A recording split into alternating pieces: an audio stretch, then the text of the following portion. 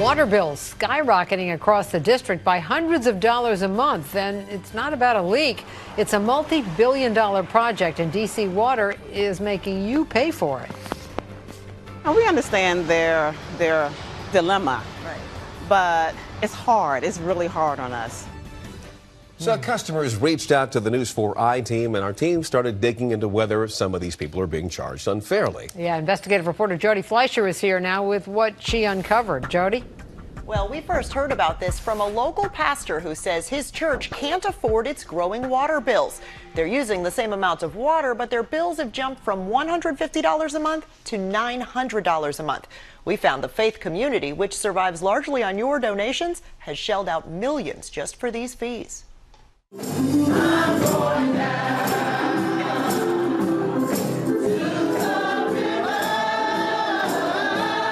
On Sunday mornings at the First Baptist Church on Minnesota Avenue, the members celebrate a higher power. But it's the church's higher water bills that have Velma Wyman on edge. It's dire. It's dire because we're looking at our budget now for 2018 and we can't balance it. The members pass the plate, but now many of their donations can't go to the ministry or the long list of needed projects for the 144-year-old congregation. Our people are very generous and they will do that. But at a certain point, they don't have the money. Down the road at Bethesda New Life Gospel, Pastor Jesse Richardson is also getting hit. And we started to notice this great big old water bill all of a sudden. He says at first when he called DC Water, they said he must have had a leak.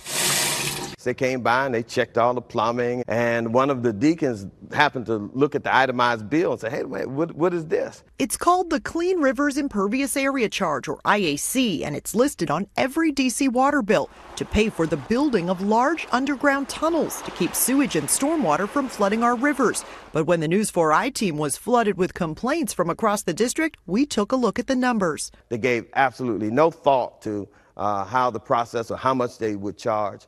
And I just think it's totally unfair. DC Water does have a formula. The News 4i team found it's based on pictures taken from the air of every Washington, D.C. property.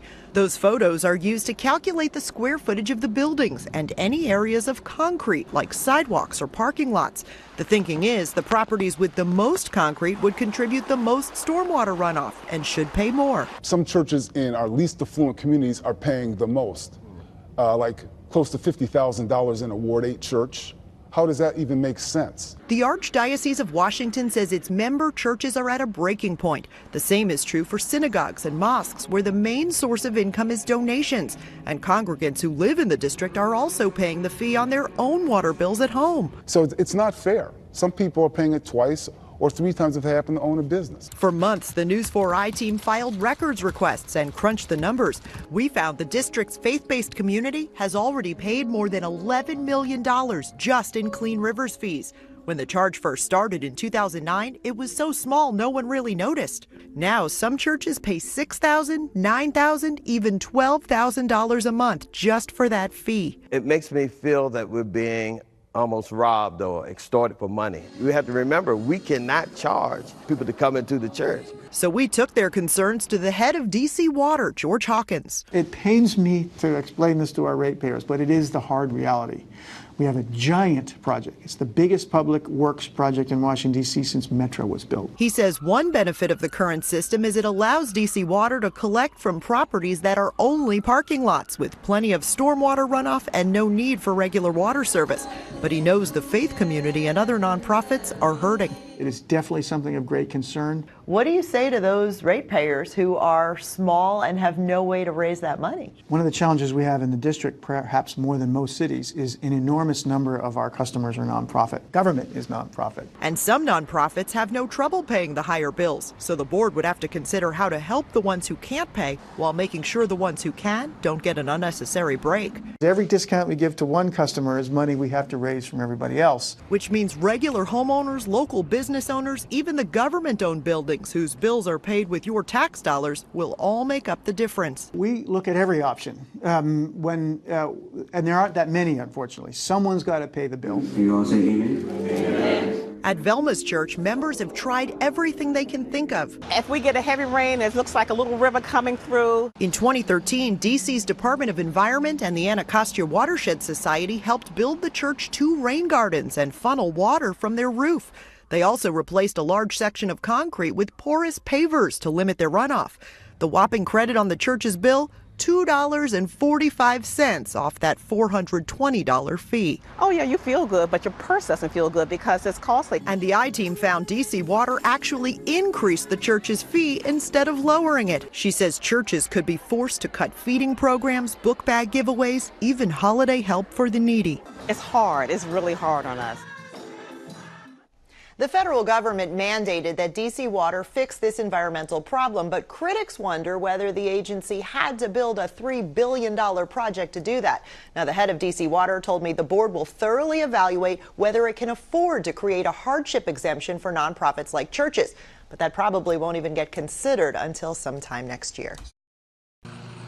When you look out across the rolling hills of Rock Creek Cemetery, you find a resting place filled with beauty, sculptures, and a significant piece of Washington, D.C. history. We have 4 Supreme Court justices here. We have a signer of the Constitution here. Over the years, these grounds have attracted people of all faiths, races, and backgrounds. The 86 acres also serve as a public park. This is the most historic cemetery in the city, and we want to be here. We've been here since 1712. But Jim Jones says the cemetery's future is in jeopardy because it can't pay its $200,000 a year water bill, a bill that used to cost about $3,500. Our actual water usage is declining, but the actual water bill is still climbing. That's because of this little line right here, the Clean Rivers IAC, which stands for Impervious Area Charge. DC Water's fee for anything on your property that water runs off of, be it a roadway, parking spaces, or the roof of a building. And in the cemetery's case, even all of these little buildings. It was a real shock and a surprise. Most of these mausoleums were constructed as places for people's loved ones 150, 200 years ago. There's no way that we go back and recapture that. The News 4 I-Team spent months requesting records from DC Water, matching up properties and calculating how much each has to pay. DC cemeteries have already paid millions, funding the district's multi-billion-dollar tunnel project to keep sewage and stormwater from flooding our rivers. It just seems patently unfair that the heaviest burden appears to be in a place that is actually supporting the city in its work to serve the community. The Archdiocese of Washington says cemeteries and churches are especially hard hit because they have to have parking areas. Some larger cemeteries also have roads to get to their grave sites. It all factors into that fee. But the I-Team found DC Water doesn't make the district pay for its roadways. Those are exempt. If it's good for the goose, it's good for the gander. D.C. government does pay millions each year for its buildings and parking lots, and so does the federal government. The fee even allows D.C. Water to charge customers who don't get a regular water bill, but do cause lots of stormwater runoff, like commercial parking lots. Jones says cemeteries are different. We're not the commercial parking lot or the Evil Chemical Company Incorporated. We're a green space. He says the cemetery even spent $100,000 ripping out some of its roadways and planting grass instead.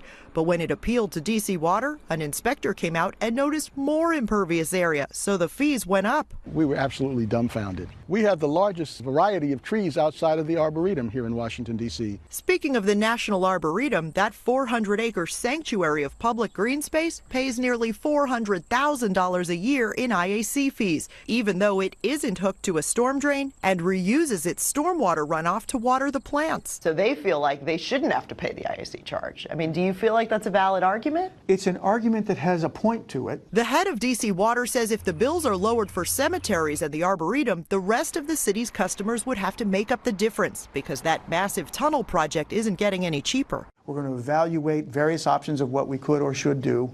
Just on this basis, what is the cost of it? Some cities like Baltimore have already exempted cemetery streets from stormwater fees and offer a hardship exemption for nonprofits who can't pay. Jones says the cemeteries won't be able to pay anything if they're all out of business. I think over time, many operators are going to be simply left with no other choice than to close their gates and walk away. And I think for an institution like Rock Creek Cemetery, that is just unthinkable.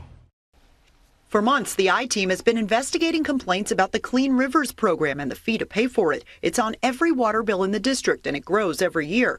Property owners pay based on the square footage of their buildings, sidewalks, and parking areas, which can increase stormwater runoff. Some customers say the fees have gotten so high they can't pay their bills. For the first time, the water board chairman addressed that. The board from the DC water side has to look at, have we created an unfair burden for any particular entity, and we're going to have to make some adjustments. The fees are paying for a $2.6 billion tunnel project to stop sewage from overflowing into our rivers. Today, the general manager addressed the I-Team's reporting on the fees and the impact on water customers. I am certain that this is a challenge and that we have customers that have raised points that are worthy of consideration. I think you've seen the reporting. Like I said, I think it's been good journalism. Tough. I've been me on those shows. I've had a lot of people talking to me about it.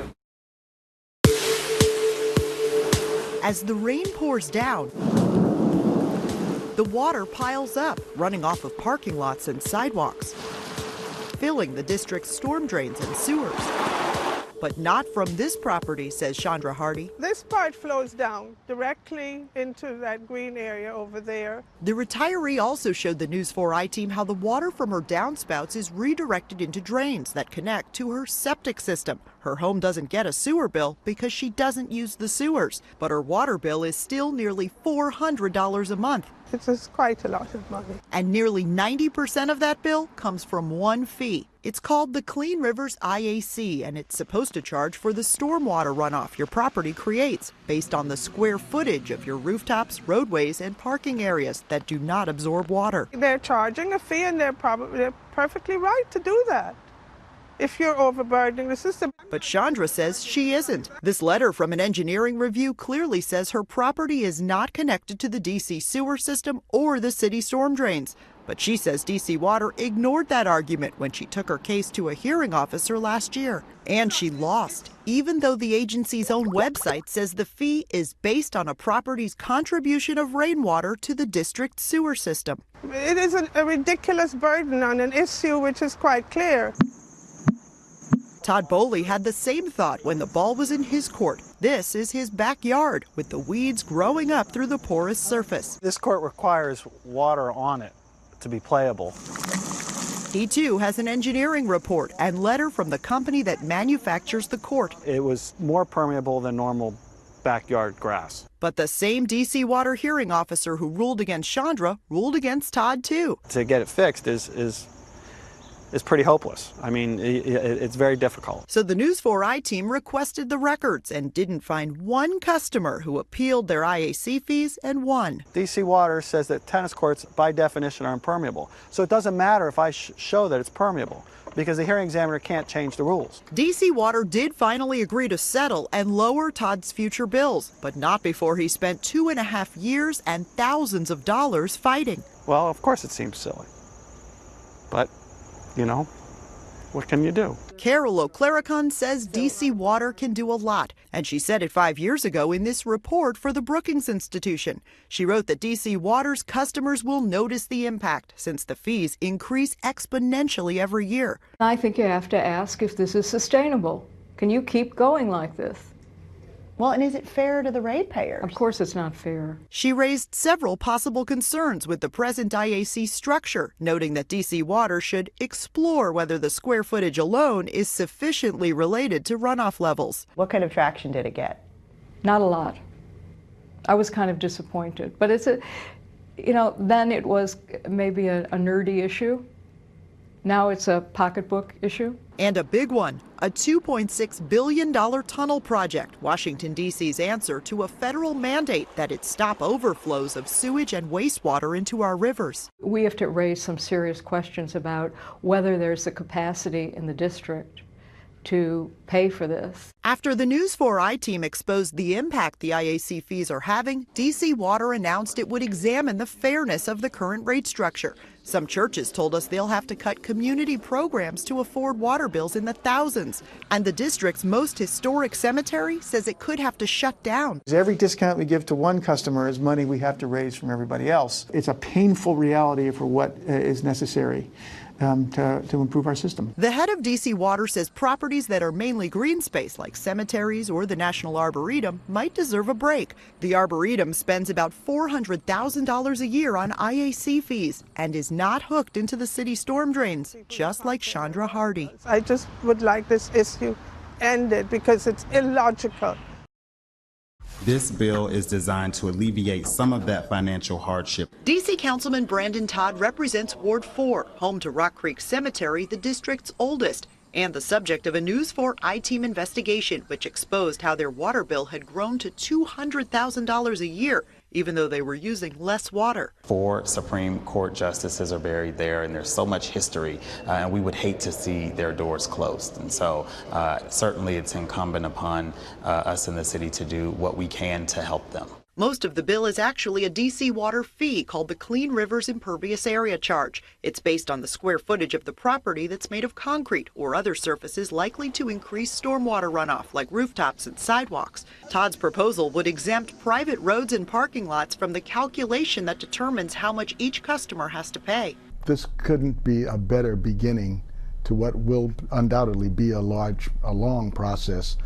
But we are very, very happy. Jim Jones told the I-Team the cemetery's future was in jeopardy if something didn't change. Under Todd's proposal, the cemeteries would still pay part of the fee, but the bills would be significantly lower. Well, I expect that there will be a robust conversation from many different sides talking about how we move forward and what that looks like. Following the I-Team reports last month, DC Water agreed to look at the fairness of how the fee is calculated for all customers. The Rates Committee will begin tackling that next week. The fees are paying for a $2.6 billion project to build large underground tunnels, which will keep sewage and stormwater from flooding our rivers. Todd says there's no question it's needed. And it does have to be paid for. We just have to figure out how we can lessen the burden on some of our institutions that simply cannot pay. That project is funded primarily by water customers. Some homeowners and the faith community also told the I-Team they've been unfairly impacted, with bills jumping by hundreds of dollars a month. Jones says everyone wants to have clean water, and he's willing to contribute as long as there's equity and fairness. We understand that they've got something, a project that they've got to bring to fruition, and we want to see them do it. We just like to be around when they finish. New developments after a big I-Team series. Customers packed D.C. Council chambers today to talk about their skyrocketing water bills and growing fees that seem to have no end in sight. Investigative reporter Jody Fleischer is in our newsroom with why some say the fees aren't fair and how to fix that. Jody? Well, Leon, that's the $2.6 billion question, how to fund a massive tunnel project. Right now, it's largely paid for by DC Water customers based on the surface area of their property that can't absorb water, like rooftops, patios, and walkways. But as we showed last month, DC public roadways are exempt from that fee, even though they create plenty of stormwater. If you truly want to relieve the pressure, the district government itself owns more impervious surface area than anyone. Thousands of miles of roadways, sidewalks, and alleys. Today, that former DC Water board member and about 24 other people spoke to council members at a hearing on water rates. Several representatives from churches and cemeteries across the district said their bills have grown by hundreds, even thousands of dollars a month, and they can no longer afford to pay. They all understand the project to stop sewage and stormwater from flooding our rivers is necessary. Some residents just don't know how they'll pay their bills. I can't stop this rate from increasing. There's nothing I can do. If I stop running the water, the bill would just keep going up. We're not asking for an exemption, a free ride. We're perfectly willing to pay our fair share. We just want some equitable treatment for it. The council is considering legislation to lessen the burden for cemeteries, and today they also talked about lowering the fees for churches and other nonprofits with hardships. But if that happens, other customers would have to make up the difference unless the district or federal government agrees to fund it. Now, taking away the exemption for DC roads could bring in an extra $35 million a year. And as of now, those fees are projected to keep going up every year through 2030 and remain in those bills indefinitely. Jody Fleischer, News 4 I-Team.